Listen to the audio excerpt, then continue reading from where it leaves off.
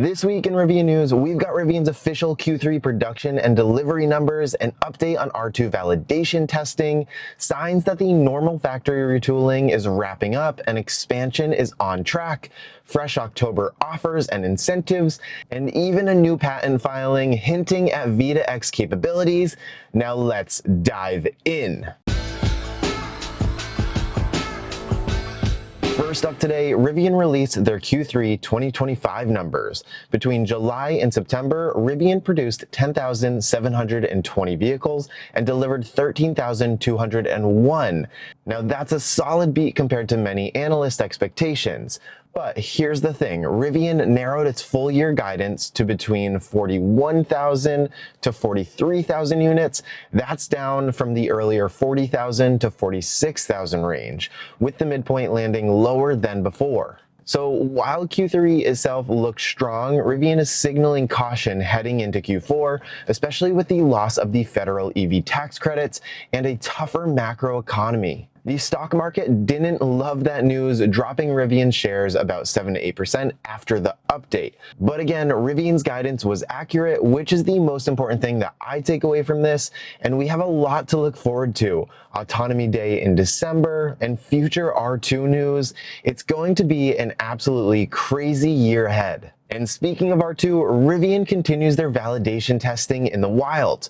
We've now seen the SUV take on water fording, joining earlier clips of towing and other real-world scenarios. Rivian says there are now 100 production intent R2 builds on the road for validation.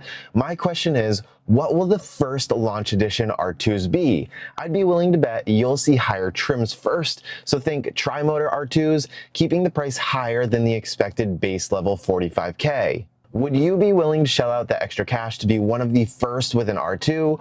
I actually don't think that I would. I kind of want a bare bones base model of R2. But the bottom line, every test that we see means that Rivian is one step closer to delivering the R2. Quick pause here. If you're enjoying these Rivian updates and want to stay on top of everything from software updates to factory progress, make sure you hit that subscribe button.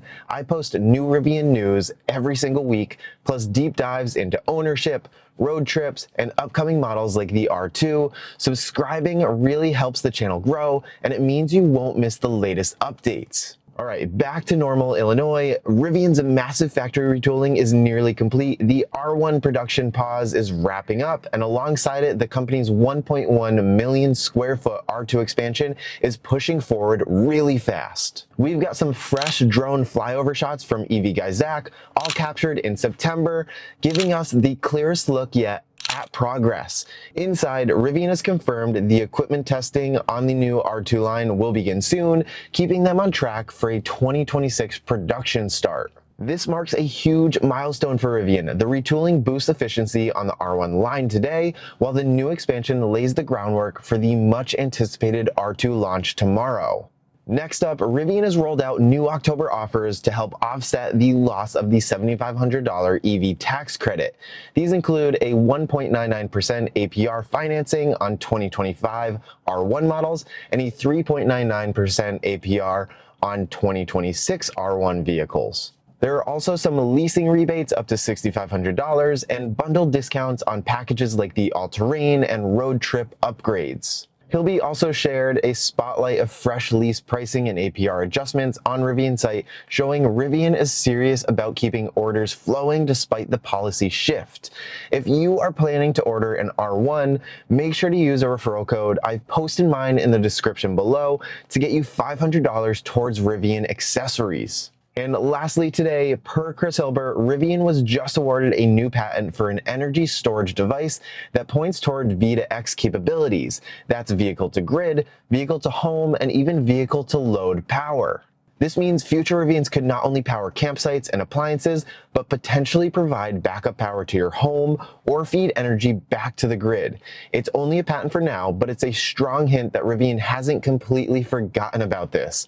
Hopefully, we can get some updates soon, as all Rivians on the road are capable of doing so. It just needs to be enabled. But that's going to wrap it up for this week's Rivian news. We had Q3 results, R2 testing, Normal's expansion progress, October incentives, and a look at Rivian's patent pipeline.